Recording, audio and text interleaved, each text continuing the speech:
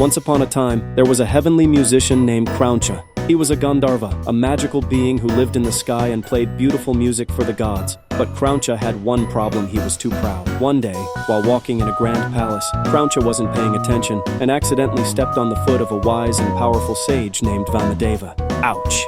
Watch where you're going," the sage said. But instead of saying sorry, Krauncha just laughed and said, "It was just a small mistake. What's the big deal?" The sage became very angry. He looked at Krauncha with his powerful eyes and said, "You are too proud, Krauncha. From now on, you will become what you least expect, a small, scurrying creature who lives in the dark." Before Krauncha could say anything, a bright light flashed, and in a second, Krauncha was no longer a Gandharva. He had turned into a huge, hairy mouse with big teeth and a long tail. Krauncha was now a very big mouse, and called as Kraunchasura. But he still had his old habits. He was wild and naughty. He ran around forests and villages, eating food, chewing through walls, and making a big mess everywhere. The sages in the ashrams were worried. "Oh no, this big mouse is destroying everything," they cried. So they all sat together and prayed, "Oh Lord Ganesha, please help us." Far away in the heavens, Lord Ganesha, the elephant-headed god of wisdom, heard their prayers. He smiled and decided to teach the naughty mouse a lesson. With a flash of divine light, Ganesha appeared before the giant mouse. Kraunchasura stopped running and looked up. "Who are you?" the mouse asked. Ganesha smiled. "I am Ganesha, the remover of obstacles, and you, little mouse, have caused enough trouble." Kraunchasura got scared and tried to run away, but Ganesha was very smart. He took out his magical noose and threw it around Kraunchasura. The noose glowed and wrapped around the mouse, stopping him in his tracks. Kraunchasura struggled and wiggled, but he couldn't escape. He looked at Ganesha with big, scared eyes. "Oh, great Ganesha, I was wrong to be so proud and careless. Please forgive me," the mouse begged. Ganesha smiled kindly. "I see that you have learned your lesson,"